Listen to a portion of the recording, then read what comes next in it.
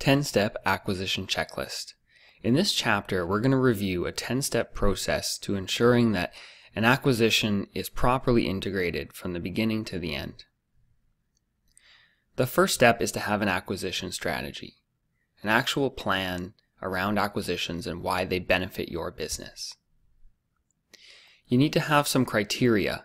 So the strategy tells you why you're acquiring businesses, but the criteria tells you specifically what types of businesses to acquire.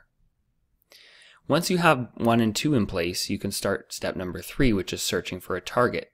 You actually build a target list and go about finding these companies and reaching out to them.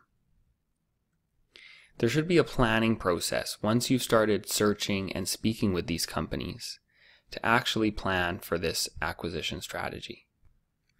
Once your planning process has gotten to the point where you're actually talking to targets and have received financial information from them, you can start valuing and evaluating those opportunities. This is where you get into some real detail of financial modeling and valuation. After you've done your valuation and modeling of the business, you can start negotiating with the seller, trying to get the best price and make the acquisition as accretive to you as possible. Once negotiations are more or less complete and a price is agreed on, then a due diligence process begins. This involves confirming that the company's financials are as you expected them to be and that there are no hidden problems with the business. Finally, you enter into a purchase and sale contract once confirmatory due diligence is complete. Then financing can be put in place. In most cases, there will be some level of debt involved in the acquisition, but also preparing to issue shares if necessary or to transfer the cash if it's a cash deal and the cash is on the balance sheet. And finally, integration or implementation.